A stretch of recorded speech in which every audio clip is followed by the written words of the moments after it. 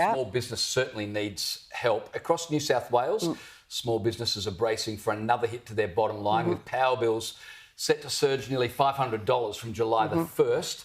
Now, these are some of the biggest energy price increases in the country. Since Labor was elected, the average annual electricity bill for small and medium businesses has gone from about $6,000 to $8,000.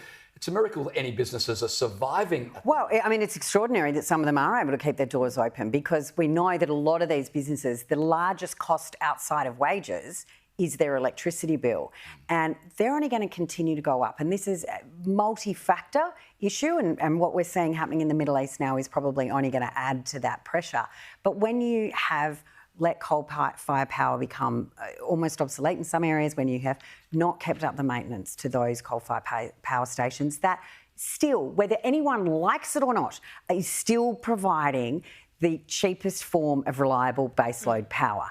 And, you know, people don't actually understand how the markets work, how the power gets fed in, what actually gets paid by not only the generators but also the transmission and the retailers. So they're all very different factors, but this seeking renewable only is only going to cost more and more and more money in the long run. And businesses, you know, like for all the rest of it, elections have consequences, and unfortunately for businesses, they are paying the price of Labor's mismanagement of this transition. And the whole private sector of the economy is really stalling under Labor. And we saw in the last 3 years, it was something like 80% of jobs growth was from non-market government sector.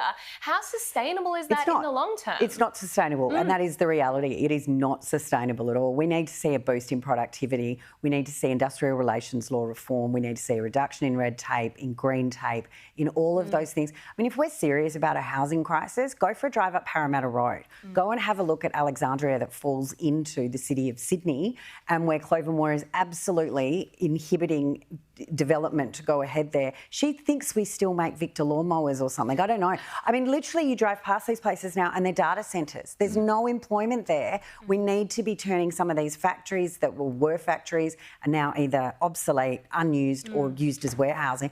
They need to be turned into housing to start boosting local communities, local economies and improving small business, but also sort of fixing housing crisis. Because at the moment, I don't think anyone's serious about rectifying any of this stuff. Just before we move on, just a quick question about the Liberal Party. A lot of people are asking me, when will we have an opposition in this country? The election was quite some time ago. Yeah. It seems like the Albanese government is just being given free rein at the moment to do as they please, while the Liberal Party has numbers of reviews.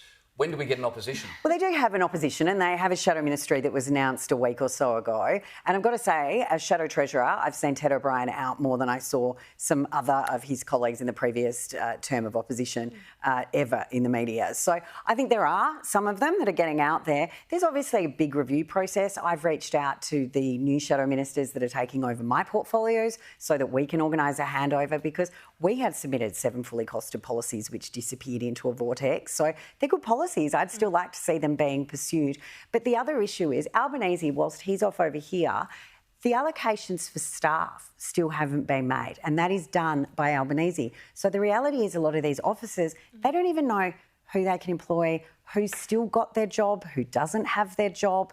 I mean, my staff knew they were losing their job on the 30th of June, but a lot, you know, I've got some excellent staff that other people are very interested in, but they can't move on them because they don't know what the allocation is. So these are sort of very boring mechanics, if you like. But the reality is voters aren't listening to us now. Yeah. No one wants to talk to, you know, the Liberal Party now. They really need to do some soul searching. They need to talk to themselves. They actually need to have honest discussions to make sure that they can present a good opposition. Yeah. They don't need a good opposition tomorrow. No one's going to the polls for 3 years. Yeah, and it's a good point. They should take the time to get things right.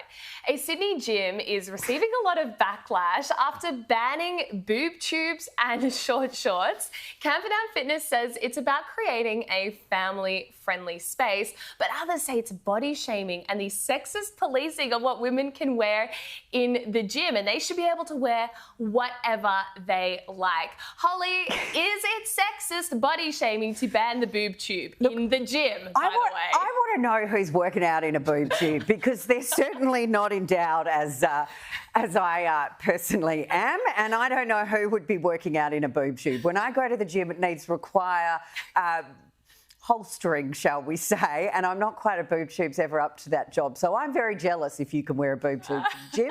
All power to you, but it's been a while since I've been into a gym, so I dare not comment. Well, I must say, Holly, I have actually seen people at my gym down in Cronulla wearing a boob tube, and it was, it's not practical. It's really not. Respect anyone that attempts it, but really. You know the other thing, just on a final note, anyone that wears nude leggings is just asking for trouble. It's not a great look. I'm going to stay right out of James, this I just think you stay in the middle, stay where you are. You guys continue later on. Hollie Hughes, thanks for joining us. Thanks, guys. Have a good day. It's always a pleasure to have your company.